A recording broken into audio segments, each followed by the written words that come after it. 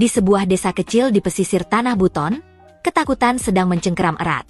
Selama 3 hari, tidak ada nelayan yang berani melaut. Semua mata tertuju pada tebing karang di ujung tanjung.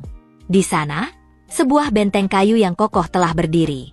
Itu bukan benteng penjaga kerajaan, melainkan sarang bajak laut yang terkenal kejam. Malam itu, para tetua desa berkumpul di balai desa. Wajah mereka tegang di bawah cahaya lampu minyak. Mereka sedang musyawarah, mencari jalan keluar. Para bajak laut itu meminta upeti, kata kepala desa dengan suara berat. Mereka meminta hasil panen kita. Dan jika kita menolak, mereka akan menyerang saat fajar. Suasana hening. Para pemuda yang kuat hanya bisa menunduk.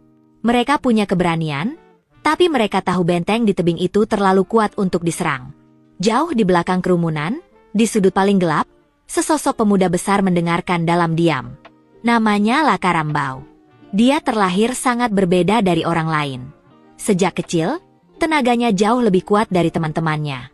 Dia bisa mengangkat batu besar sendirian. Bahunya lebar dan kokoh seperti kerbau. Karena kekuatannya yang aneh dan penampilannya yang berbeda, beberapa orang bahkan berbisik ia punya tonjolan di kening. Ia selalu dijauhi. Orang-orang takut padanya. Anak-anak lari jika ia lewat. Laka Rambau menghabiskan hidupnya dalam kesendirian, bekerja di ladang dari pagi hingga malam, membuktikan ia berguna, namun tak pernah sekalipun ia merasa diterima. Hatinya sekuat tubuhnya, tapi juga penuh luka karena penolakan. Tiba-tiba, dari dalam balai desa, terdengar suara tangisan seorang ibu. "Jangan ambil hasil kebun kami, itu makanan untuk anak-anak kami." Mendengar tangisan itu, sesuatu di dalam dada Laka Rambau bergejolak. Rasa sakit karena dikucilkan selama bertahun-tahun tergantikan oleh sebuah keputusan. Dengan langkah berat, ia berjalan maju, masuk ke tengah-tengah lingkaran para tetua. Semua orang langsung terdiam. Mereka kaget melihat Laka Rambau berani masuk ke balai desa. "Biar aku yang pergi ke benteng itu," kata Laka Rambau. Suaranya dalam dan tenang, tapi membuat semua orang merinding.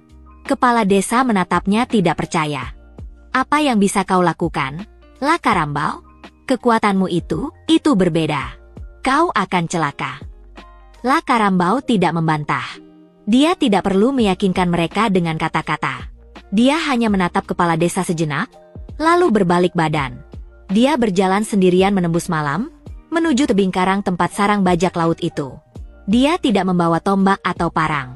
Dia hanya membawa dirinya sendiri. Saat tengah malam, Laka Rambau tiba di depan benteng itu.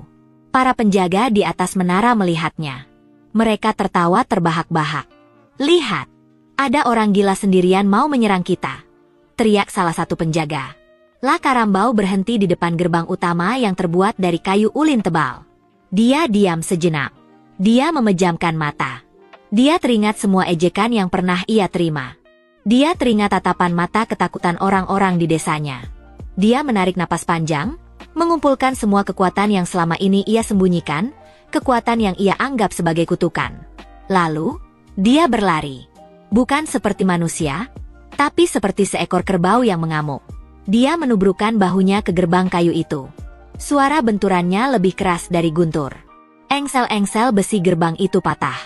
Pintu gerbang yang kokoh itu hancur berkeping-keping, terlempar ke dalam. Para bajak laut di dalam terkejut bukan main. Mereka pikir gempa bumi terjadi. Laka Rambau masuk. Panah-panah ditembakkan ke arahnya, tapi seolah tidak mempan pada tubuhnya. Dia tidak peduli pada para bajak laut yang berlarian panik. Tujuannya hanya satu. Dia melihat menara pengawas utama di tengah benteng. Itu adalah jantung pertahanan mereka. Dia berlari ke arah menara itu. Dia tidak memukulnya. Dia memeluk tiang penyangga utamanya yang besar. Dengan sekali tarikan napas, dia mengerahkan seluruh tenaganya dan menarik tiang itu. Suara kayu patah terdengar memekakan telinga. Menara pengawas itu bergetar hebat, lalu roboh seketika, menimpa bangunan lain di sekitarnya. Seluruh benteng itu berguncang, dan sebagian bangunannya longsor jatuh ke laut di bawah tebing. Melihat kekuatan yang begitu dahsyat, para bajak laut yang tersisa menjerit ketakutan. Mereka tidak lagi melihat manusia, mereka melihat kekuatan alam yang marah. Mereka berebut lari ke kapal-kapal kecil mereka, mendayung secepat mungkin, dan kabur dari perairan Buton, bersumpah tidak akan pernah kembali. Saat matahari pagi mulai terbit, Penduduk desa keluar dari rumah mereka dengan gemetar. Mereka terbelalak. Benteng di tebing itu telah hancur. Di antara puing-puing, Lakarambau berdiri. Dia kelelahan, tapi dia berhasil. Dia berjalan pulang ke desa. Kali ini, tidak ada lagi yang lari ketakutan. Tidak ada lagi yang berbisik mengejeknya. Saat ia tiba di depan balai desa, kepala desa menghampirinya. Pria tua itu menatap Lakarambau, lalu tersenyum, dan menepuk bahu pemuda itu dengan rasa hormat. Sejak hari itu, Lakarambau tidak lagi hidup dalam kesendirian. Dia menjadi pahlawan, pelindung bagi desanya. Kekuatan yang dulu dianggap kutukan, kini menjadi anugerah yang menyelamatkan semua orang.